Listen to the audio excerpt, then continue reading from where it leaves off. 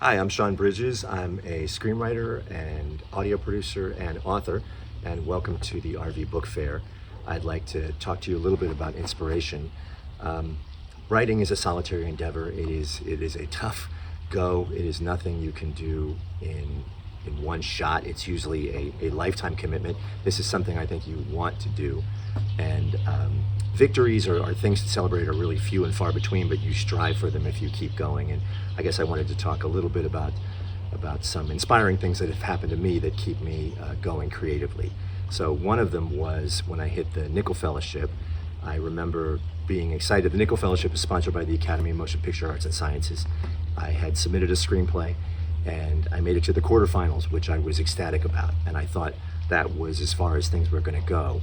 And then the next month I made it to the finals, and I thought, that was top 100 out of maybe 6,000, 6,500 entries. And I thought that's as far as things would go. And then I got the call a month later inviting me to Los Angeles.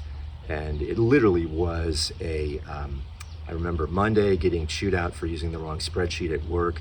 Wednesday I was on a plane for LA. Thursday I was at a luncheon overlooking the Hollywood sign with the Academy board members. And these were people that I recognized. Galen Hurd was there, and I remember talking to a writer who came up to me. His name was John Gay, and he wrote the submarine film Run Silent, Run Deep with Clark Gable. So I couldn't believe that he was even talking to me, and he said he knew my script and liked it and what inspired me to write it. And I said, well, honestly, I was a big Rod Serling fan, and it was a nod to the Twilight Zone. And he said, well, look, I came out from New York with Rod and his wife, and Rod would have loved your script. And I remember being kind of floored that he said that. And he turned to Hal Cantor, who was also there. And Hal Cantor was a comedian. He directed films with Elvis Presley. I mean, he was another big kind of impact. And John said, hey, Hal, wouldn't Rod have loved Sean's script? And Hal said, what the hell are you talking about? And he said, Rod Serling, we were talking about Sean had written the script Journeyman. And he's like, oh, Rod would have loved that one. And I don't remember much of the luncheon after that. I remember just kind of going through the motions, but that conversation never left me. I'm a huge Rod Serling fan. At his core, he was a writer, and to even think that he might have been, might have sat down with something I wrote and liked it was a shock. It's still one of the best moments I've ever had as a writer. Another bit of inspiration came from when I was selected to be a Stephen King Dollar Baby. This was about 10 years after the Rod Serling nickel hit. And I remember getting the call. I felt like I won a golden ticket. I was blown away. And there are so many things I can talk about that experience, which was amazing. But I think as a writer, the thing that still floors me to this day is I was able to take one of his short stories and do what I wanted with it. And I was turning it into an audio production. And when you write audio productions, it's like writing for the blind. But the fact that I got to take one of his stories and bring it to life that way is still one. I think it took me 10 days to come up with a draft, my first draft. I was ecstatic to get at my desk every day. I couldn't believe I was tinkering with his stories. I still think the best directors for Stephen King's material, Frank Darabont or Mike Flanagan, they believe in the work. Stephen King's work speaks for itself. So I looked at it as a way of bringing his story to life. His story was fine as it was. How could I bring it to life the best way I could? And that production has gone on to win a number of awards at film festivals. And I'm still blown away that I'm a Stephen King Dollar Baby. So, I mean, those are two things of inspiration. I learned a long time ago that when good things happen to you as a writer or a creative person, you should stop and celebrate those moments. And look, they may be few and far between. I think writing is a tough go, but if it's something you really want to do, you're going to do it.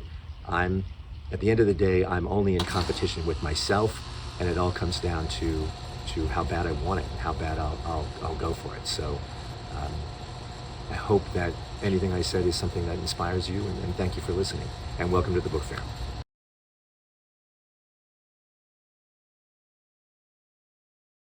Hello, everyone, and welcome to the RV Book Fair 2024. I'm your host, Lucia Matuonto, and today we are diving into teaching through tales, writing children's books that make a difference. We have three wonderful authors with us who share a deep love for children in their books. So let's meet our guests. Pat? Thank you. Thank you, Lucia. Welcome, everyone. I'm delighted to be here. I'm just delighted to be here. Anyway, first we have Paula Banks, an award-winning author and storyteller. She recently won the Golden Wizard Award. So welcome, Paula. Hi, thank you so much for having me. You're very welcome.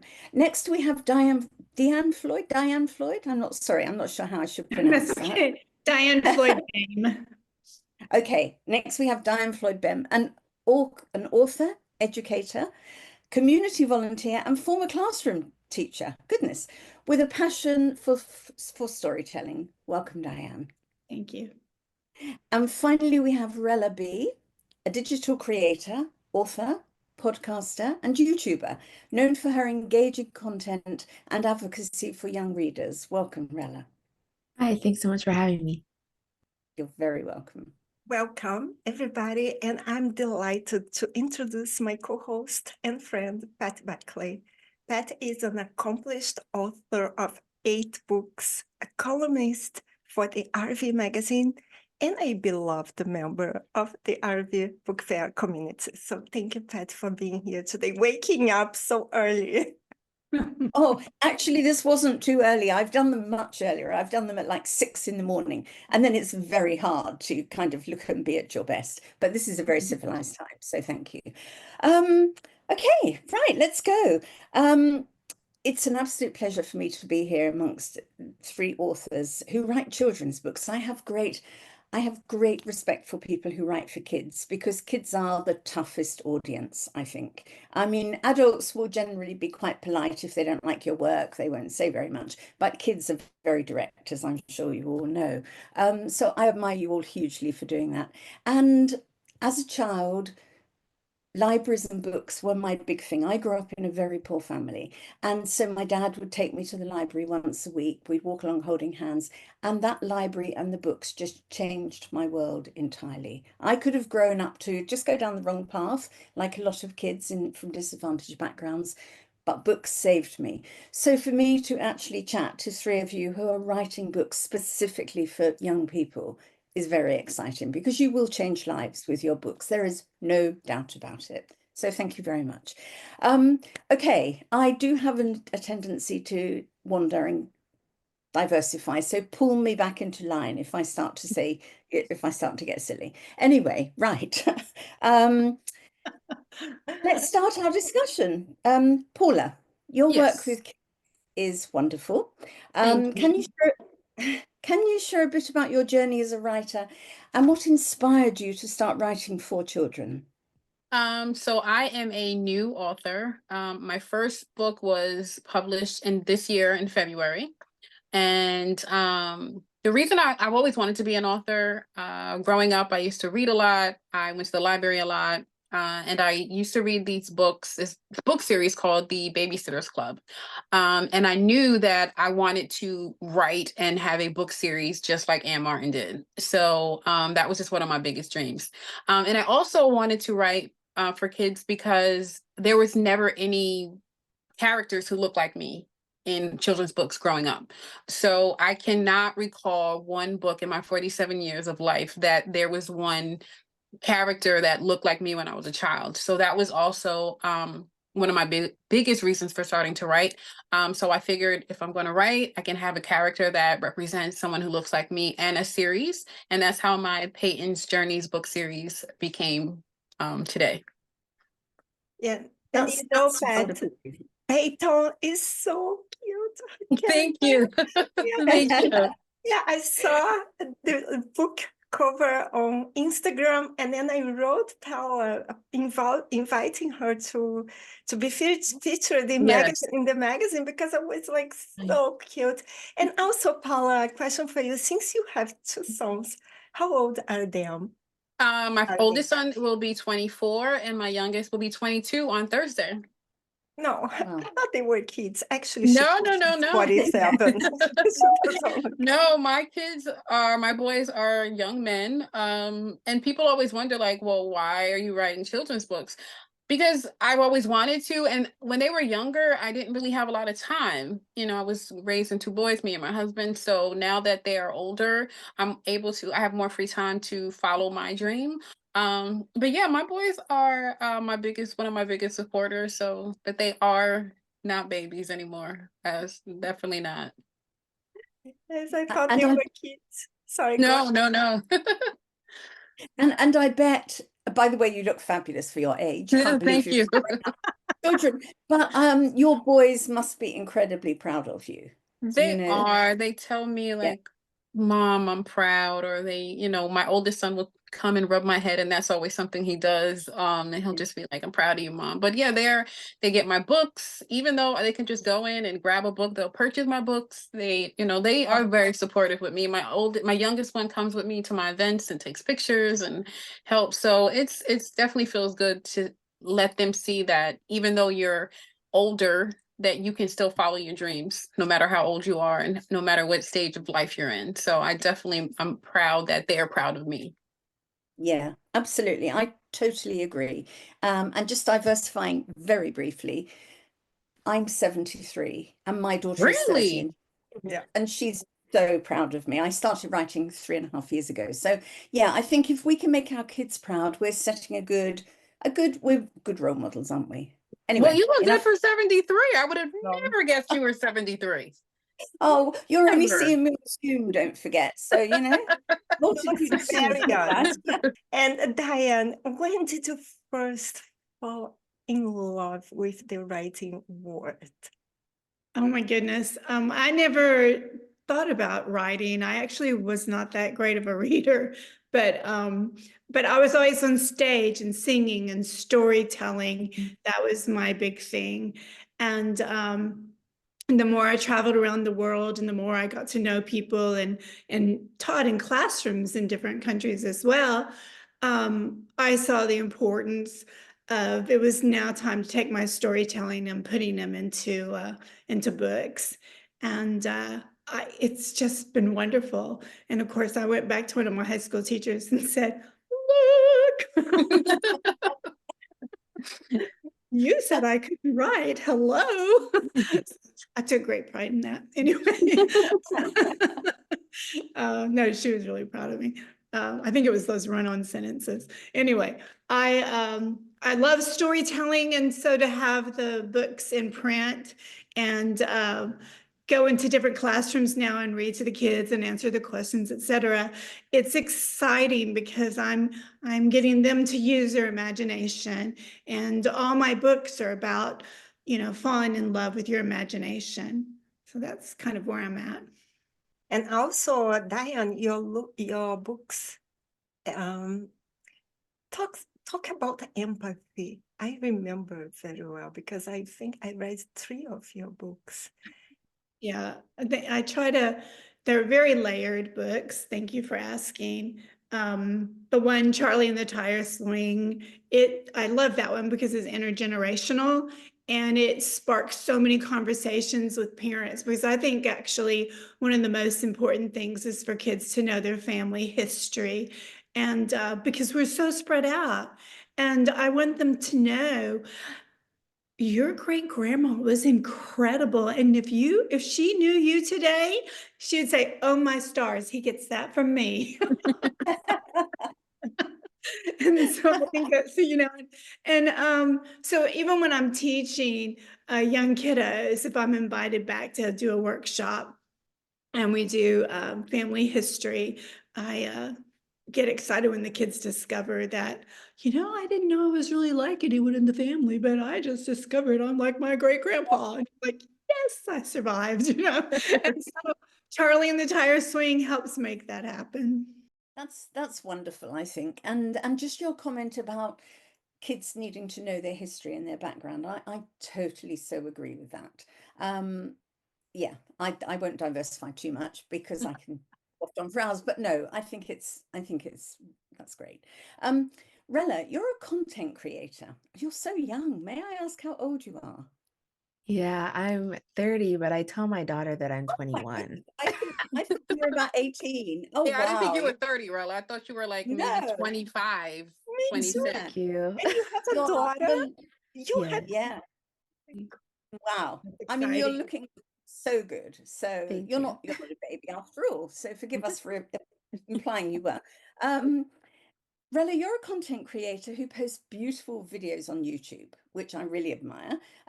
What was the turning point that inspired you to begin writing? And can you tell us a bit about your series, Reading with Rella B? Yes, of course. So I began writing a long time ago. I've always loved writing. In third grade, we actually had a program where we got to publish our own autobiographies. And when I got my hardcover book, I was like, oh my gosh, like I need to do this. This is something that I want to do. So I never really stopped writing from there, but I didn't publish anything either. And when I got more serious about writing and wanting to put my work out there, I would write a lot. And then I didn't really know where to go from there. So while I was flying, I was a flight attendant. I would write during the hours that we would do transcontinental flights. And then after about 5 years of writing, there was a company update and it wiped out all of my stories because I wrote them on my work iPad. So that kicked my butt into high gear with finding out what I needed to do, rewriting stories, how to publish them, how to market them. And I figured that I would just heal my inner child from the inside out. And I always wanted to like be on TV when I was younger. And there was a lot of things that I was told, like, do you think you're good enough for that? Or do you really think you can do that? And so now I've just been doing all of those things. And that's really why Reading with Rella B came along. It's not just about the books, it's about literacy in general, because reading is the fastest way to change your mood, change your life, change your thoughts. And even if kids may not be old enough to read, I think it's really important that they're either getting audiobooks and stories told to them so they can imagine, or watching me read and seeing my emotions on my face and seeing the pictures and just absorbing that content, I feel like is really helpful. So it's helpful for me therapeutically, and I hope that it's just as helpful for other kids as well. Yes, it's so beautiful. Like, I love how colorful your videos are. Thank you. Yeah, they have such a great energy and really draw you in. I was watching it, it's so beautiful. So congratulations, you're doing great work. I can see your background also, and you wear some colorful Oh, yeah. clothes. Love it. Yeah, it's great, and I can see why children would relate to you, Rella, because you seem very young, you're very youthful, you're very trendy, you're very, cool and all that stuff. And that's what kids look for, isn't it? These days, they're not really interested in boring old people. Um, but someone who's like you is, yeah, will spark their imagination and they'll sit and listen, which is so good. And the same with you, Paula, because although you're obviously a little bit older, you're still very cool. Your glasses Thank you. are so cool. And I have to say that from my experience of kids, I did a school talk recently. I do this thing where we volunteer, we go into school, there's a panel of us, 10 people with quite different jobs. So you go in and you sit on the stage and you have a number, and the kids fire 10 questions at you. You're only allowed to answer yes, no, maybe, or sometimes. And then they have to guess your occupations. Obviously, I'm relatively easy to guess because I'm old and boring and there's not so many to do when you're at my age. But it was interesting. There were two people on the panel. They were in their like mid to late 30s, super cool. One was a Maori guy, and I don't know if you're very familiar with Maori guys. They're very handsome generally, varying shades of brown, but very cool. They've got that cool kind of sassy look, and this guy had it, and he was just wearing a hoodie and whatever. So the kids all guessed that he was an influencer. Okay, there was a lady sitting next to him who you remind me of. She had big red glasses, and she was black, and she was very beautifully dressed, but very conservatively dressed. They all said she was a TikToker. That was their only choice for these two people. And it turned out that the guy was actually a social worker, a very senior social worker, and the lady was some sort of financier, or, you know, nothing. They weren't cool jobs at all, but because of the way they looked, those kids just instantly warmed to them and thought, oh, you're super cool, you must be influencers, which is apparently what all kids want to do. So sorry, I have diversified, but it's just very interesting how people will judge and go to somebody because of their appearance and their whole manner. So thank you both for that. That's great. I think it's your turn, Lucia, isn't it? Yes, I have a question. Yeah, I have a question for Paula about Yes. Peyton's journey. So your series encourages young readers to embrace diversity and face challenges with courage. So could you tell us how Peyton's character reflects your mission to increase representation and inspire children to celebrate their unique identities? Well, Peyton, she's me as a little kid. Like, she's doing all the things that I wanted to do as a little girl, but I was very shy growing up. So I'm living through her. But Peyton is very confident in herself. She's confident in the way she looks. She's confident with her hair. When I was creating her, I wanted to make sure that she was very representative of people who look like kids, little girls who look like me, and with their hair. A lot of us we get a little funny about our hair because it's natural, and sometimes, we can get made fun of, but I wanted to make sure that her hair was beautiful and it's big, it's curly. And I think that little girls who look like Peyton identify with that, because sometimes they don't feel as, like they are important or special. So I think it's very important that Peyton is in the forefront for little girls to look at. I know that we have a lot of representation right now in books, but I still think that we have a long way to go, because there's still a lot of kids who are not being represented. So I think Peyton is a wonderful character who is confident and just ready, not afraid to do things. Yes, there is something so endearing about her personality that really stands out. Yes, I saw it and I said, I'm going to contact this author. Well, thank you. I appreciate that so much. And isn't it wonderful to be able to write your own characters and just draw in all your own experiences and your own hopes and dreams for people? I think as authors, we are incredibly lucky that we can do that. We can rewrite things as we want them to be, as opposed to how they necessarily are. So I think we're very lucky. Yes. Yes, thank you, Paula. Diann, Charlie and the Tire Swing beautifully highlights the connection between nature, family, and tradition. What inspired you to centre the story around an oak tree and a tire swing? And how does this setting help reinforce the themes for young readers? A beautiful question. So one, I love trees. I always have. I mean, if the tree has a giant hole in it, I want to go sit underneath it and just think for a moment, ever since I was a little kid. So that's one thing. But my husband growing up had this oak tree, and it is massive. I mean, it is so big. And oak trees in Texas are very, very strong trees. And I knew I wanted to write this Charlie and the Tire Swing. It's based on my son, who played on our own oak tree. It just wasn't as big as this other one.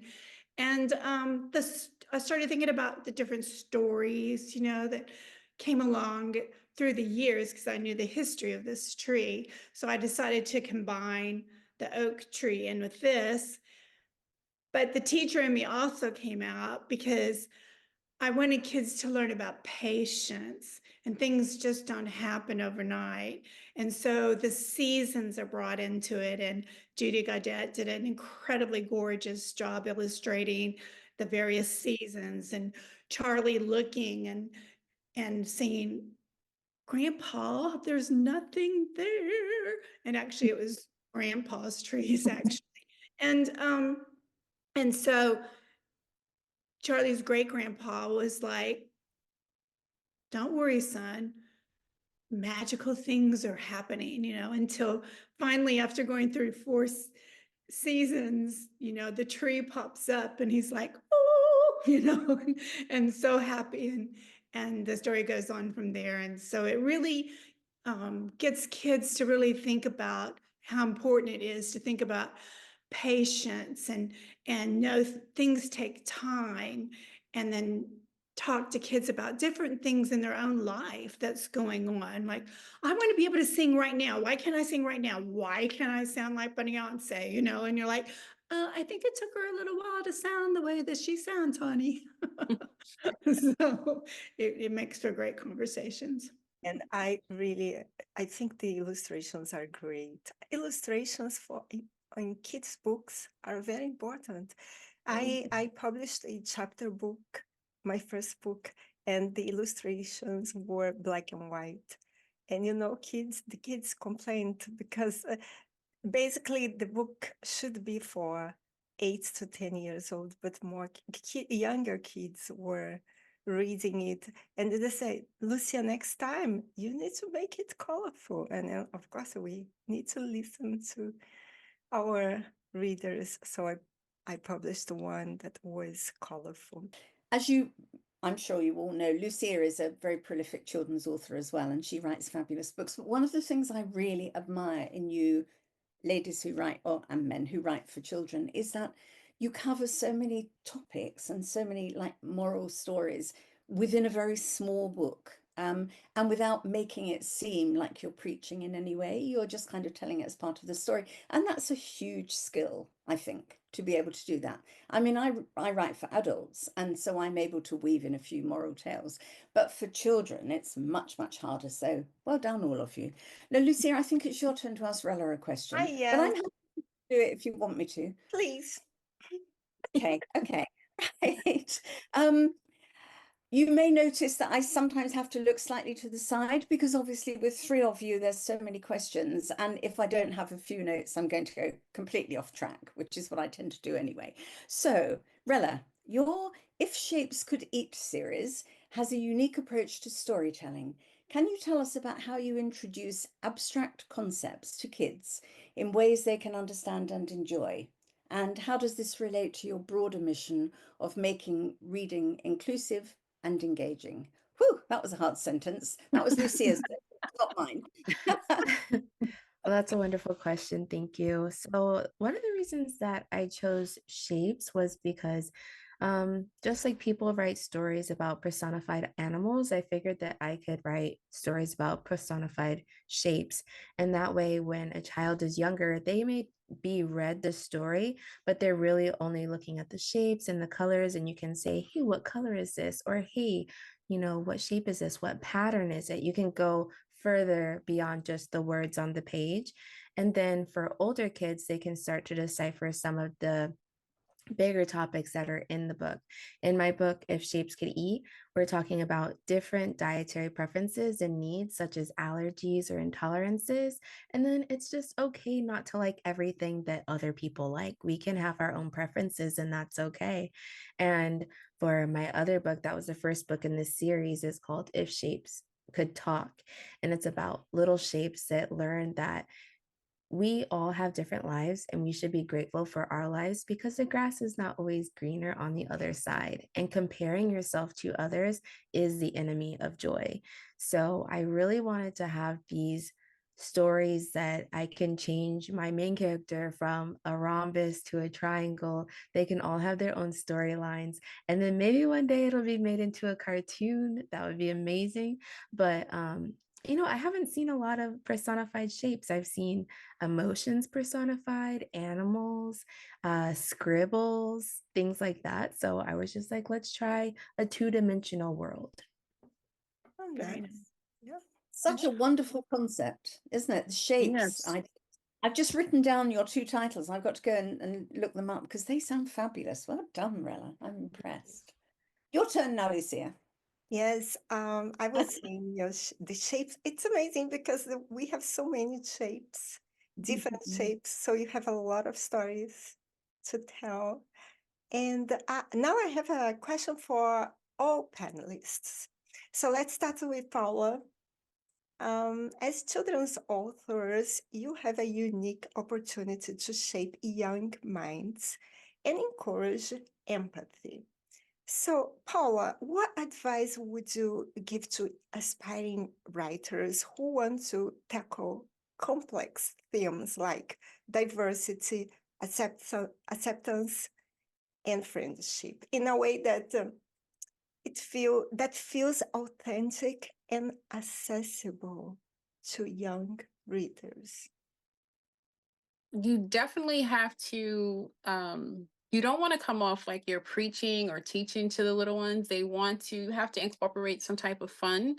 And I feel like when you're touching on topics such as empathy, you really have to find a way to incorporate that into a story where that the younger kiddos will understand without being confused.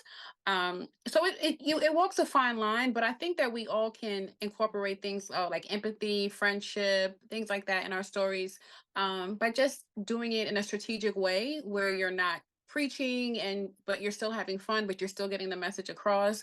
Sometimes it's hard to weave in those lessons, but I think that it gets done. I mean, I've had some problems trying to get my point across in some of my books, but I think I did pretty good. But it just, you have to walk a fine line. You just have to remember you're writing for a particular audience, which are little kids, and you have to think like them, how if they would understand the words that you use. A word that we may understand as adults may seem like a very common and simple word, but then you're like, is a 4-year-old going to understand that? Is a 3-year-old going to understand that?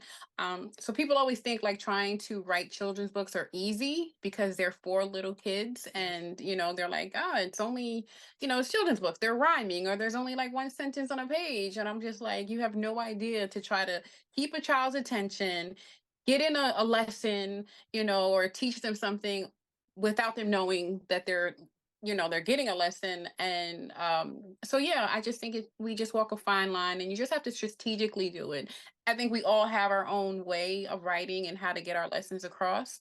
So I think you just have to find that voice for your own particular writing style. But it's definitely, we all do it, so it definitely could be done. So I would just tell an author, like, you have to just find your style and how you can do it. Yes, and what you said is very important. It's not easy to write for little kids. It's very, very difficult. Pat, you want to say something? No, not particularly. I'm pretty much in awe of all of you because, I've had a child and I read to her all the time. And she's still got lots of the books I used to read to her on a thrice daily basis. You know how kids want it again and again and again. But I don't think, as a mother and a reader at the time when I was reading to my little one, that I really thought about the morals behind what I was reading to her. It was just a story. So I think the fact that you ladies have all woven things into your books is, it's very impressive. And I just hope there will be a lot of parents out there who understand what you're writing and not be like me, just blindly reading. Janet went to the shop and her mum bought her a bar of whatever. Diann, your story weaves together memories and legacy as Charlie learns about the past from his grandpa Jack. How important do you think it is for children to hear family stories from older generations? I know we've touched on this briefly already. What do you hope young readers of the book will take away from Charlie's relationship with his grandfather? Do you think it will make them think about their own relationships with their grandparents? Is that what you hope?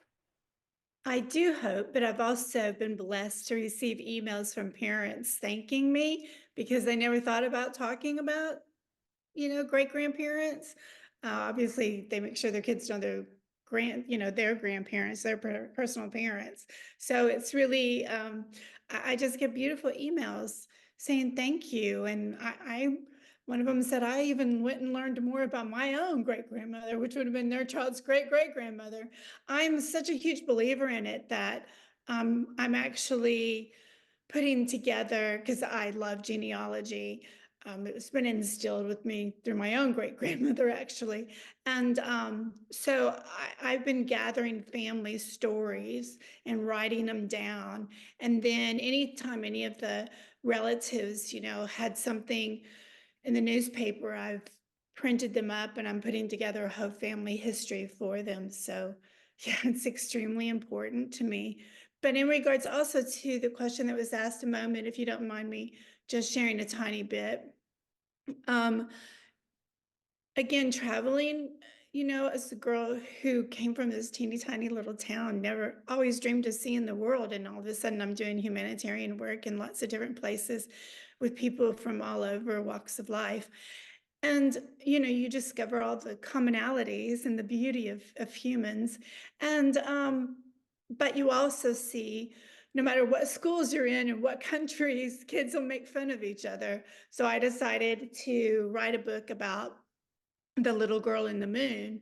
And I'm sharing that because I wanted the other authors to hear it, especially because I love the shape thing. So knowing that you study in kindergarten and then in second grade, the phases of the moon, I took the phases of the moon and turned that into the little girl in the moon. And as the kids see each tiny phase of the moon, they see what a moonling looks like, because that's what they're called, not earthlings, moonlings. So I'm writing a language about it. And by the time they see what this moonling is, first they were in love with her because she was so much like them. But then when they saw her, they were like, and then it opened up the whole thing about how just because someone looks different doesn't mean they can't be your very best friend.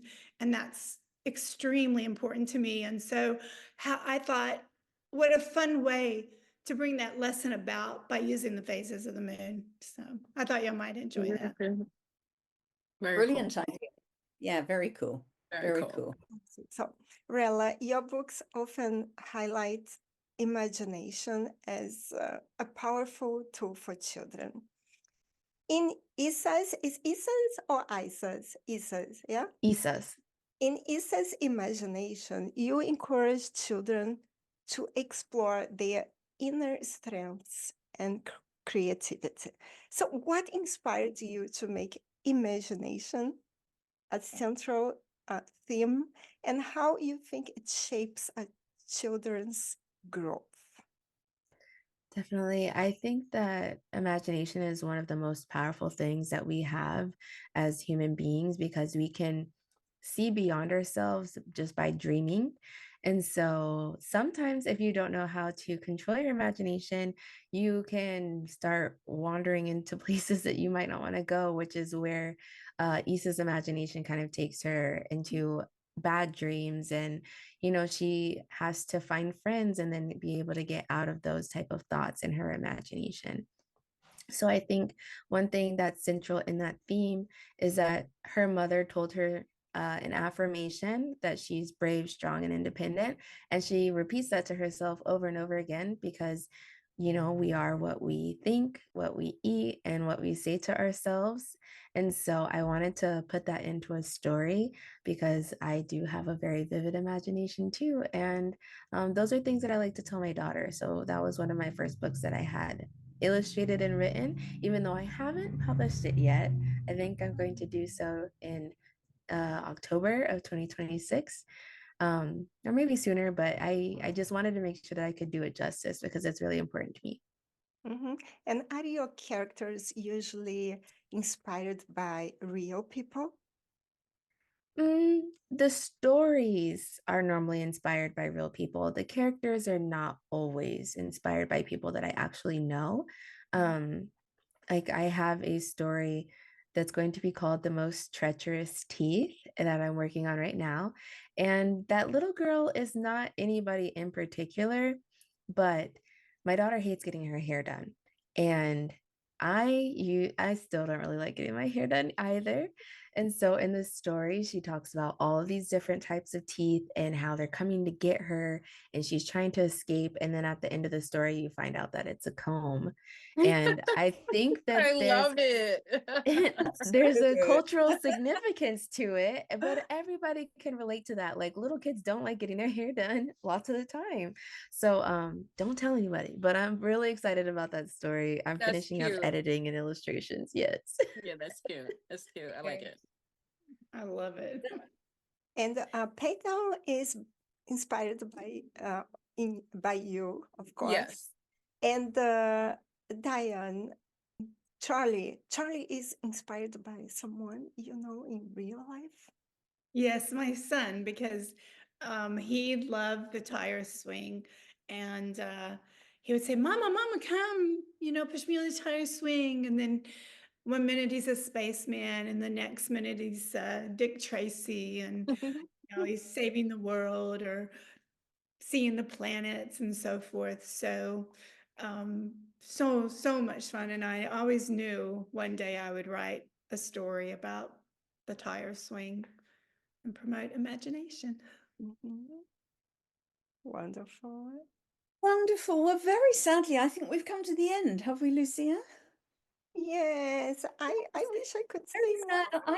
I could talk to you all for hours. It's been such a wonderful, very enriching conversation. So thank you all so much. I've thoroughly enjoyed listening to you. I now have to rush away and look up all your books and look up you and all that kind of stuff. So thank you. I'm very impressed with all of you.